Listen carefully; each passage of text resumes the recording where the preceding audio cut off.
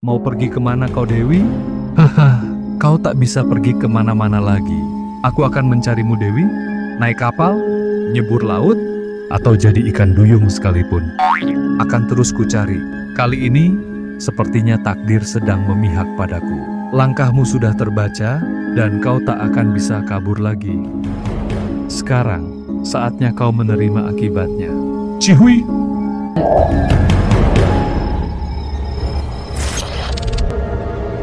Bang Topan dan Pak Rungkat pun akhirnya memutuskan melakukan pengejaran dan pencarian seseorang bernama Dewi ke sebuah pulau yang berada di seberang tempat mereka menginap. Entah kebetulan atau apalah, petunjuk selalu mereka dapatkan. Apakah hal kebetulan itu sebenarnya udah diatur sedemikian rapi oleh seseorang? Kira-kira nih, menurut teman-teman, sedang apa Dewi di sana? Apakah dia sedang bersembunyi di pulau tersebut? Tapi di balik itu, ada pihak lain yang juga mengawasi dan siap menjebak mereka, yaitu dua orang misterius ini. Menurut keterangan Pak Black, katanya Dewi sempat pergi ke pulau tersebut, bahkan mau nyari penginapan di sekitar situ. Pak Rungkat dan Bang Topan pun akhirnya memutuskan dan siap-siap buat nyebrang ke pulau tempat Dewi itu berada. Mereka yakin banget kalau Dewi memang ada di sana, karena beberapa petunjuk yang sudah mereka punya, termasuk fakta bahwa Dewi pernah datang ke tempat itu sama dua ajudannya yang sempat pura-pura jadi polisi palsu. Dari seseorang si penjaga penginapan, informasi makin menguatkan kecurigaan mereka. Ya, Dewi sempat menginap di situ, lalu pergi tanpa jejak bersama dua orang lelaki. Tapi kenapa Dewi harus sembunyi?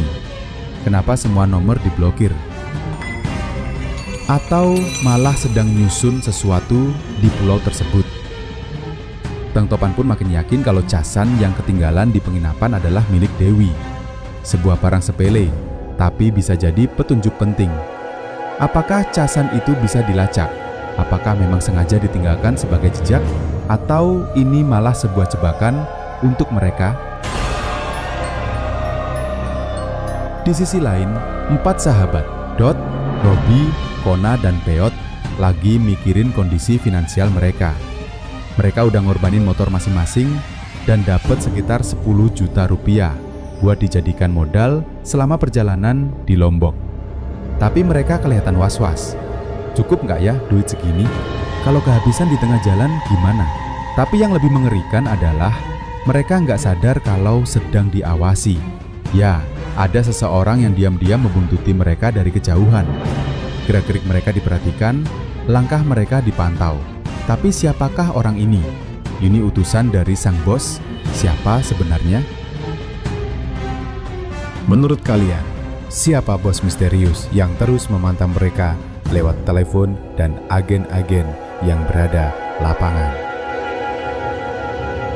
Dewi dan kelompok ini masih ada hubungan? Siapa sebenarnya yang sedang mengintai mereka itu?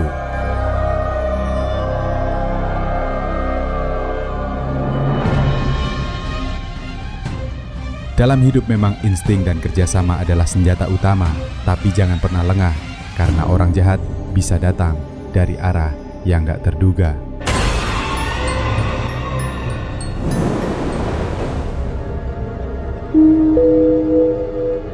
Di perjalanan, mereka juga ngalamin hal-hal lucu dan sedikit drama tentang angkot dan mobil gratis yang disediain buat antar jemput, sampai mereka ngerasa kayak artis karena dimanjain dengan fasilitas itu. Sementara itu, di balik tawa dan kenyamanan itu, ada bahaya yang diam-diam mendekat. Sang bos besar, sosok misterius yang belum pernah diperlihatkan wajahnya, terus memantau pergerakan mereka. Lewat telepon rahasia dan katanya sudah siapin jebakan buat menangkap mereka berempat. Cerita ini berakhir dengan situasi tegang. Katanya, tikus sedang menuju perangkap yang sudah disiapin oleh si bos dan ada instruksi untuk memperbanyak umpan. Ini jelas bikin penasaran karena kita nggak tahu siapa yang sebenarnya akan mereka lakukan kepada Kona, Peot, Dot, dan Robi ini. Dan jebakan seperti apa yang mereka siapin. Jadi, ini bukan cuma soal pengejaran biasa, tapi seolah ada perangkap maut yang bakal menunggu mereka. Siapa yang bakal kena jebakan, dan apakah rencana si bos itu bakalan sukses? Wah, bahaya nih kalau sampai mereka terjebak, bisa-bisa mereka dikurung tanpa sempat tahu siapa dalang sebenarnya di balik semua ini. Tapi, tunggu dulu guys. Apakah benar jebakan itu cuma buat mereka berempat? Lalu, siapakah orang yang diam-diam mengikuti mereka? Lalu apa ada hubungan apa mereka dengan Nona Elin? Dan apa yang sebenarnya direncanakan bos dalam jebakan ini? Coba kalian pikirin deh, kira-kira jebakan seperti apa yang udah disiapin buat mereka? Tapi satu hal yang pasti, semakin dekat mereka ke tujuan, semakin besar bayangan bahaya yang mengintai dari belakang. Langkah mereka mungkin terasa ringan, tapi mata si bos terus mengawasi tanpa mereka sadari. Siapa yang sebenarnya sedang membuntuti mereka diam-diam? Apa si bos cuma mata-matai? Atau sudah menunggu saat yang tepat untuk menyerang? Apa mereka akan sadar sebelum semuanya terlambat? Tulis teori kalian di kolom komentar. Siapa tahu kalian bisa nebak duluan sebelum kisah ini meledak di part selanjutnya. Karena bisa jadi tawa mereka sekarang cuma jeda sebelum badai. Dan begitulah akhir kisah kita kali ini yang masih penuh dengan tanda tanya dan bayang-bayang bahaya.